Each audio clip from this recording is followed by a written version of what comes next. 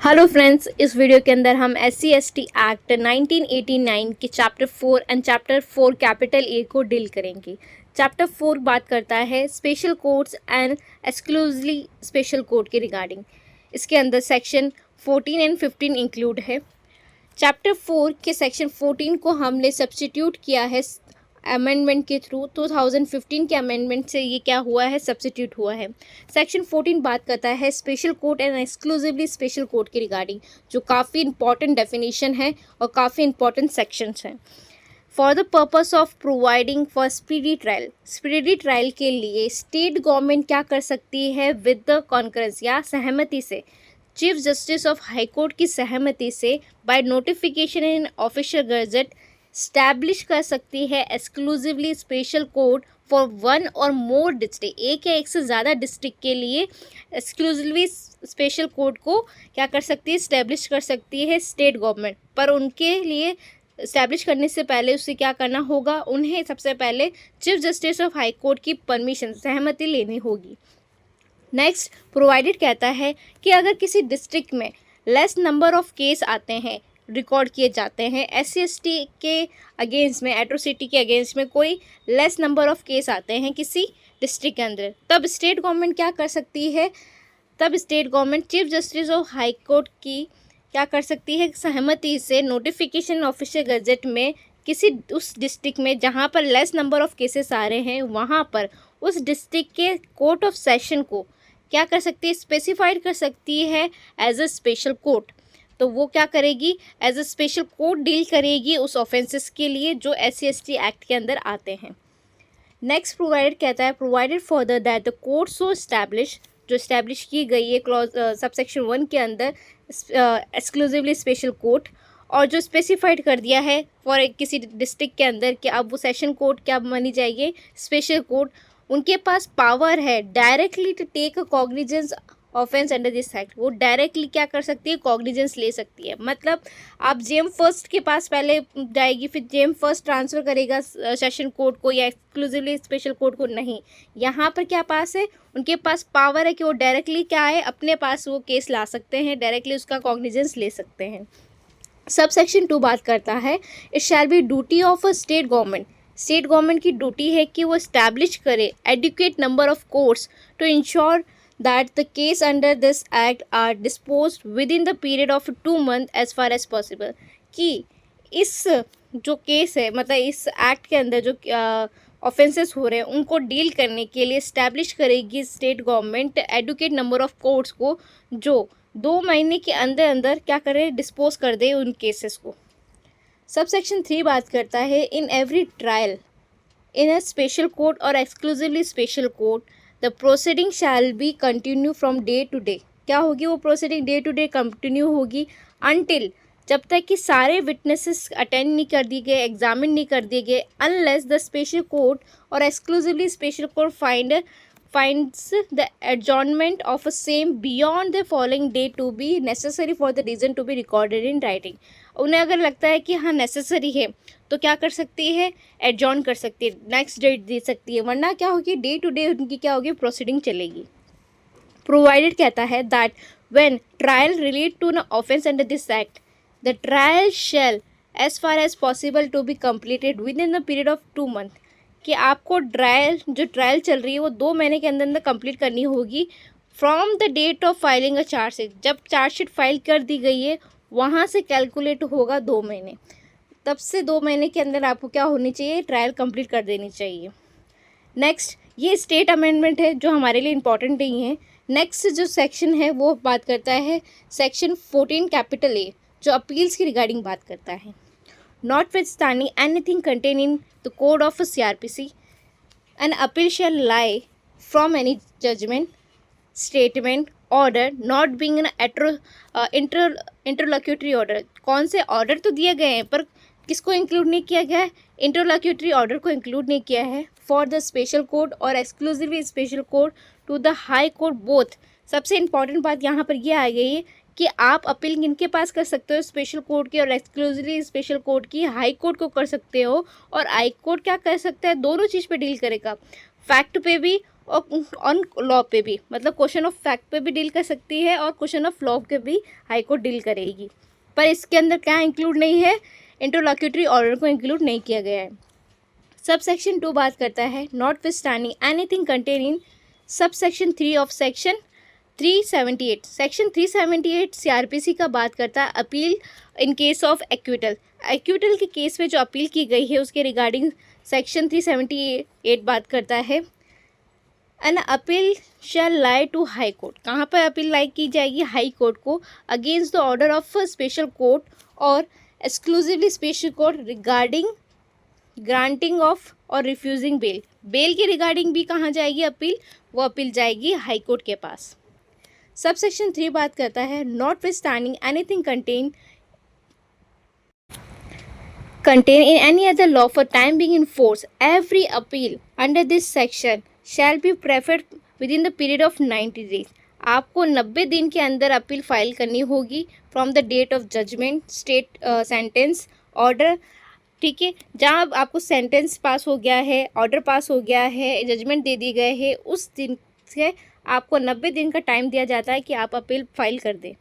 Provided कहता है अगर हाई कोर्ट एंटरटेन करती है appeal after the expiry of 90 day, अगर वो सेटिस्फाई हो जाती है कि जो अपीलेंट है, ठीक है, वो 90 डेज़ के अंदर अपील फाइल नहीं कर सकता था, तब वो क्या कर सकती है? टाइम पीरियड एक्सटेंड कर भी सकती है। Provided further that no appeal shall be entertain, तो no appeal shall be entertain after the expiry of the period of 118 days. 180 दिन के बाद आप किसी भी तरह से अपील नहीं ला सकते हो। तो अगर हम देखें तो ये 90 डेज़ की जो बात की गई है, ये time period minimum time period दिया गया है और मैक्सिमम टाइम पीरियड कौन सा दिया है गया है? 180 डेज़ का। ये कहता है sub section 4 every appeal prefer under sub section 1 shall as far as possible be dispose of with in the period of 3 month from the date of admission of appeal. कि आपको जो ये अपील है ये 3 महीने के अंदर अंदर क्या होनी होगी? डिस्पोज ऑफ करनी होगी। तो अपील का टाइम पीरियड भी बता दिया, 90 दिन, 180 दिन, और कब तक उसको डिस्पोज करना है वो 3 महीने का भी टाइम पीरियड बता दिया गया है।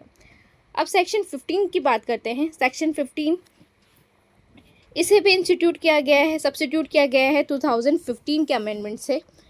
Special public prosecutor and exclusively special public prosecutor for every special court. यहाँ बात की है स्पेशल कोर्ट के रिगार्डिंग कि स्टेट गवर्नमेंट क्या करेगी? नोटिफिकेशन ऑफिशियल गजट से पीपी यानी पब्लिक प्रोसिक्यूटर और एडवोकेट, किसको? पीपी को और एडवोकेट को, who has been practice as an advocate not less than 7 year, जो 7 साल से कम तक की प्रैक्टिस नहीं की है उन्होंने, as a special public prosecutor for the purpose of conducting case in that court.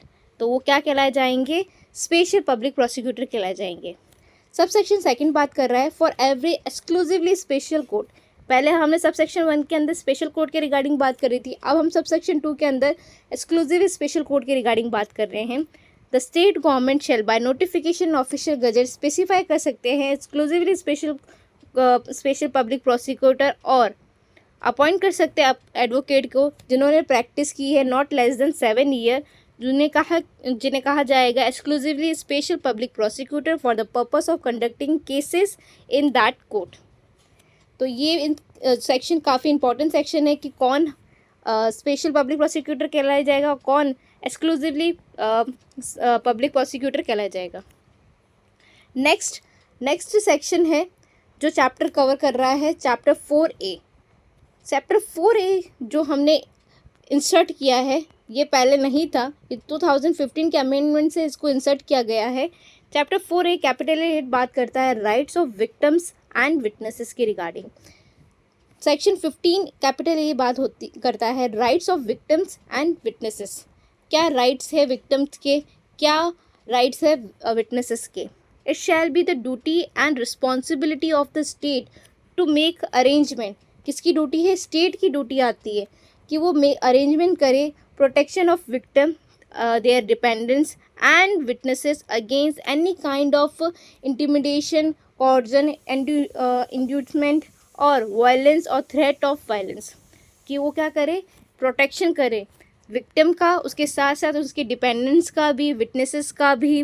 ठीक है, नेक्स्ट सबसेक्शन 2 बात करता है a victim shall be treated with the fearless, आप उसको फेयरलेसली इसको ट्रीट किया जाए, respect and dignity, fearlessly, respect and dignity with the due regard to any special need that arise because of victim age or gender or education disadvantage or poverty। देखिए, कोई कोई victim की as छोटी हो सकती है, कोई अंडर 18 हो सकता है, या कोई बहुत एक्सट्रीम सीनियर सिटीजन हो सकते हैं, कोई मेल हो फीमेल चाइल्ड, एजुकेशन के रिगार्डिंग उनको इतनी नॉलेज नहीं हो, गरीब हैं, तो उसके रिगार्डिंग आपको क्या करना है, उसको ध्यान में रखते हुए उनके साथ में फियरलेसली, रेस्पेक्टली, डिग्निटी के साथ में उनको क्या करना चाहिए, डील करना चाहिए। ये उनका राइट है।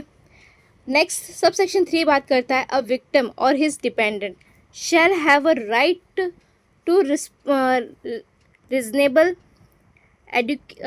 accurate and timely notice of any court proceeding including any bail proceeding, and a special public prosecutor or the state government shall inform the victim about the proceeding under this act। तो state government क्या करेगा, उन्हें inform करेंगे कि proceeding में क्या चल रहा है, क्या चीज़ें हो रही है, टाइमली उनको क्या करेंगे, नोटिस दे देंगे, ताकि उन्हें अगर वो उसके अंदर नोटिस के अंदर बेल की रिगार्डिंग भी प्रोसीडिंग होगी कि अगर कोई बेल दी गई है, ठीक है, तो उसके रिगार्डिंग भी बताया जाएगा कि उनको विक्टिम को। सबसेक्शन 4 बात करता है अ विक्टिम और his dependent shall have the right to apply to special court or exclusive special court as the case may be to summon party for production of any document or material witnesses or examine the person presented। ये क्या कर सकते हैं, जो victim होते हैं, जो dependent होते हैं, उनके पास ये राइट है कि वो स्पेशल कोर्ट के पास में जाके उनको कह सकते हैं कि आप किसी पार्टी को समन करें ताकि वो क्या करे, डॉक्यूमेंट प्रोड्यूस करवाए, ठीक है, मटेरियल हो, कोई विटनेस हो, तो उसको हम क्या कर सकते हैं, एग्जामिन कर सकते हैं। सबसेक्शन 5 बात करता है अ विक्टिम और his dependent shall be entitled to be heard at any proceeding under this act in respect of bail, discharge, release, parole, conviction और सेंटेंस ऑफ अक्यूज और एनी कनेक्टेड प्रोसीडिंग और argument and file written submission on conviction, acquittal and sentencing. कि हर तरह की जो proceeding हो रही है उसमें क्या किया जाए, उन्हें सुना जाए, विक्टिम और डिपेंडेंट को उनको सुनने का अधिकार दिया, उनके पास राइट है कि उन्हें सुनाया जाए, ताकि उन्हें सुने, उससे अगर आप बेल कर रहे हो, रिलीज़ कर रहे हो, किसी को पैरोल पे कर रहे हो, कन्विक्ट कर रहे हो, तो उनको क्या है, पहले उन्हें सुना जाए, फिर ये चीज़ें आप कर सकती है कोर्ट कि आप कन्विक्शन कर रहे हैं, एक्विटल कर रहे हैं, या बेल किसी को ग्रांट कर रहे हैं। सब सेक्शन 6 बात करता है notwithstanding anything contained in CRPC, the special court or exclusive special court trying a case under this act shall provide a victim his dependent informant or witness। क्या करेंगे आप, उनको क्या प्रोवाइड करेंगी, a complete protection to secure the end of justice, क्या आप उनको एक तरह से complete protection दे रहे हो कि आप सिक्योर हैं, end of justice मिलेगा आपको, travelling and maintenance expenses during investigation, inquiry, trial, अगर कोई दूर रहता है तो उसके लिए ट्रैवलिंग और मेंटेनेंस के लिए एक्सपेंसेस दिए जाएंगे जो इन्वेस्टिगेशन के दौरान, इंक्वायरी या ट्रायल के दौरान हो रही है। और social economic rehabilitation during investigation, social economic rehabilitation भी की जाएगी। और रिलोकेशन, मतलब अगर उनको निकाल दिया गया है, वहाँ से रिमूव कर दिया गया है उनके प्रीमाइसेस से या उनकी लोकेलिटी से, तो उनको वहाँ पर क्या किया जाएगा, रिलोकेशन की जाएगी, उनको स्थापित वहाँ किया जाएगा। सबसेक्शन 7 बात करता है the state shall inform the concern special court और exclusive special court about the protection provided to any victim और his dependent, informant, witness, and such court shall periodically review the protection being offered and pass appropriate orders। State government को क्या करना होगा, inform करना होगा कि उनको special court क्या, कि आप उन्हें, जो विक्टिम है, जो इन्फॉर्मेंट है, जो डिपेंडेंट है, आप उनको क्या कर रहे हो, प्रोटेक्शन प्रोवाइड कर रहे हो, ठीक है। और पीरियोडिकली आपको रिव्यू करना होगा वो प्रोटेक्शन, जो ऑर्डर आपने पास किया है वो एडुकेटली क्या वो काम कर रहा है, उसकी इन्फॉर्मेशन आपको देनी होगी। सबसेक्शन 8 बात करता है without prejudice to the generality of the provision of subsection 6, the concerned special court and exclusively special court may, on an application made by the victim or his dependent, informant or witness, या victim dependent इंफॉर्मेंट कोई और information भी दे रहा है उसको भी include किया गया है, in any proceeding before it or by a special public prosecutor in relation to such victim, informant or witness, or in or its own motion to take measure includes, क्या क्या इंक्लूड किया गया है कि जब एप्लीकेशन दी जाती है, ठीक है, विक्टिम के द्वारा, तो उससे पहले जो पब्लिक स्पेशल पब्लिक प्रोसिक्यूटर है वो क्या करेंगे, कंसीलिंग अगर कोई छुपा रहा है अपना, concealing the name and address of the victim, ठीक है, आपको क्या करना होगा, सॉरी यहाँ इसके अंदर ये कहा गया है जो पब्लिक प्रोसिक्यूटर है वो क्या करेंगे, कंसील करेंगे नेम और address of victim in its order और जजमेंट और in any record of the case accessible to the public, ताकि उनकी आइडेंटिटी डिस्क्लोज ना हो। तो क्या किया जाएगा, कंसील किया जाएगा उनका नेम और एड्रेस विटनेसेस का।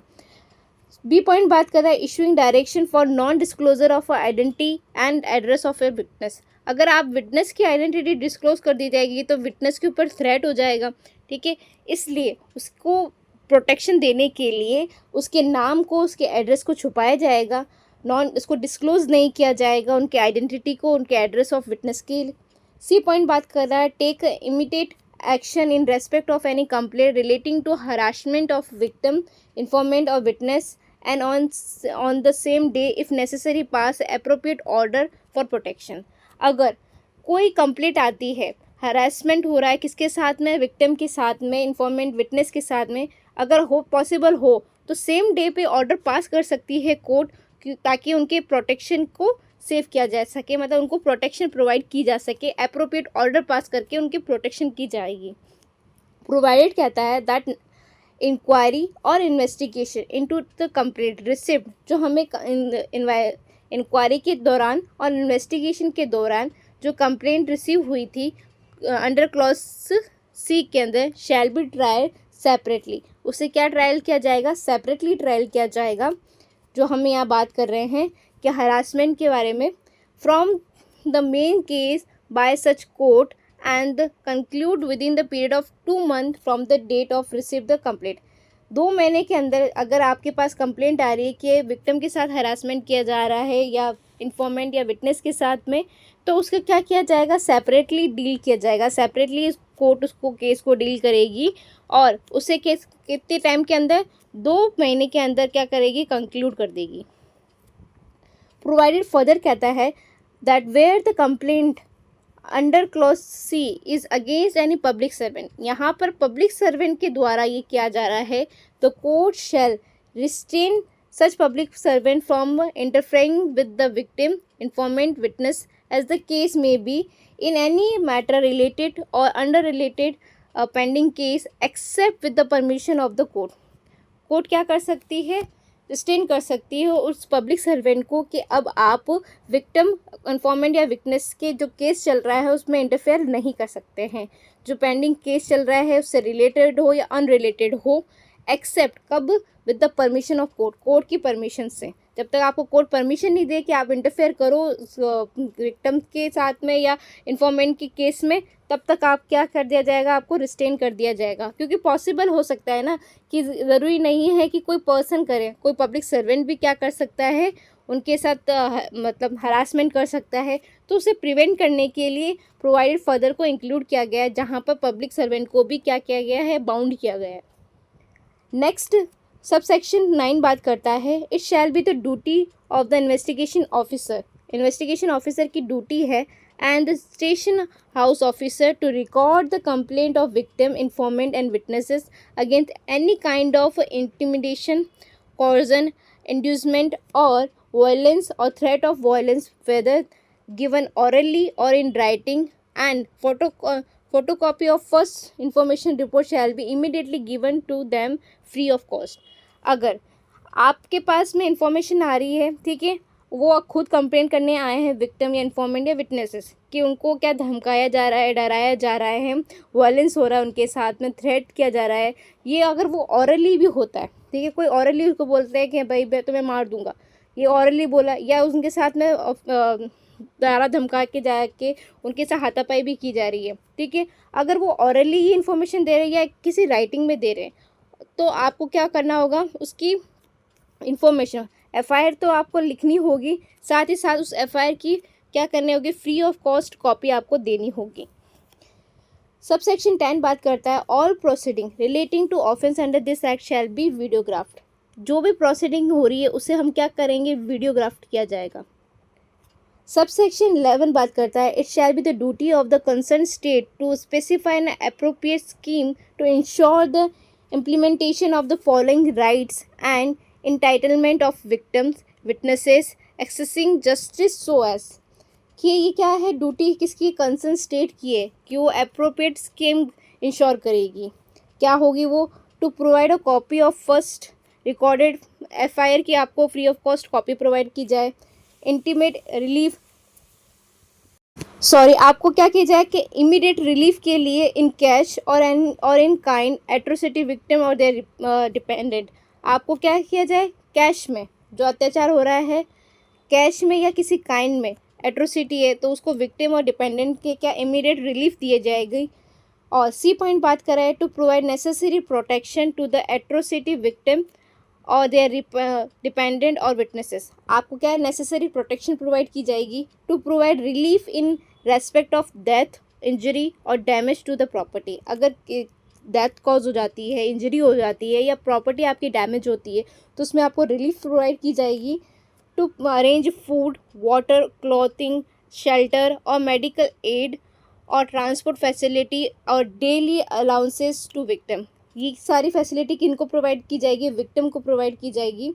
To provide a maintenance expenses to the atrocity victim and their representative, क्या डिपेंडेंट है उसका और विक्टिम है उसको क्या की जाएगी, मेंटेनेंस एक्सपेंसेस प्रोवाइड किया जाएगा।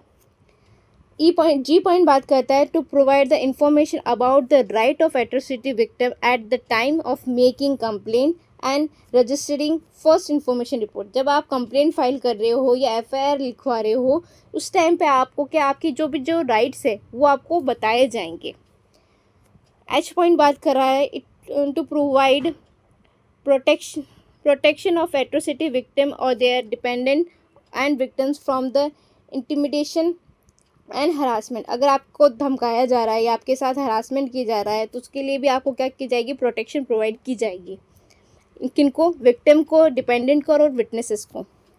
To provide the information to atrocity victim और देयर डिपेंडेंट और एसोसिएटेड ऑर्गेनाइजेशन और individual on the status of investigation and chargesheet and to provide copy of a chargesheet at the free of cost, क्या status चल रहा है investigation का, chargesheet का, उसको आपको किनको प्रोवाइड करनी होगी इन्फॉर्मेशन, विक्टिम के साथ साथ कोई एसोसिएट ऑर्गेनाइजेशन है या कोई इंडिविजुअल है उनको आपको उसकी फ्री ऑफ कॉस्ट चार्जशीट की कॉपी भी प्रोवाइड करनी होगी। नेक्स्ट पॉइंट बात करता है to take a necessary precaution at the time of medical examination, कोई मेडिकल एग्जामिनेशन किया जा रहा है तो आपको क्या करें, नेसेसरी प्रिकॉशन लेने होंगे। To provide information to atrocity victim और देयर डिपेंडेंट और एसोसिएट ऑर्गेनाइजेशन और individual regarding the relief amount, आपको इन्फॉर्मेशन भी बतानी होगी कि क्या अमाउंट, रिलीफ अमाउंट दिया जा रहा है। एल पॉइंट बात कर रहा है to provide information to atrocity victim और देयर डिपेंडेंट और एसोसिएट ऑर्गेनाइजेशन और individual in advance about the date and place of investigation and trial, क्या प्लेस होगी, डेट होगी इन्वेस्टिगेशन और ट्रायल की, वो भी बतानी होगी। नेक्स्ट पॉइंट एम बात करता है टू गिव एडुकेट ब्रीफिंग, आपको एडुकेट ब्रीफिंग देनी होगी केस के रिगार्डिंग में, प्रिपरेशन ऑफ ट्रायल के रिगार्डिंग में टू एट्रोसिटी विक्टिम और their dependent associate organisation and individual to provide a legal aid and for the said purpose, क्या आपको लीगल एड के लिए चाहिए तो उसके लिए आपको क्या किया जाएगा, एडुकेट ब्रीफिंग दी जाएगी। एंड पॉइंट बात कर रहा है to execute a rights of atrocity victim और their dependents and associate organisation और individual at every stage of proceeding, आपके उनके राइट को आपको क्या करना है, every stage of proceeding under this act and to provide a necessary assistance for the execution of their right. आपको हर एक स्टेज पे उनके राइट को प्रोटेक्ट करते हुए हर नेसेसरी असिस्टेंस उनको प्रोवाइड करनी होगी, जिससे उनका जो राइट है वो एग्जीक्यूट हो। अब जो 12 पॉइंट बात कर रहा है, it shall be the right of atrocity victim और their dependent to take assistance from non government organisation. जैसे एनजीओ होती है, जो एनजीओज होती है और सोशल वर्कर्स होते हैं या एडवोकेट, उनसे आपके पास क्या है, आपके पास राइट है कि आप उनसे असिस्टेंस ले सकते हो, उनकी मदद ले सकते हो। यहाँ पर मना नहीं किया गया है SC/ST को कि आप उनसे क्या ले सकते हो, अपनी असिस्टेंस ले सकते हो। सो हम नेक्स्ट वीडियो के अंदर चैप्टर 5 को कवर करेंगे। Thank you.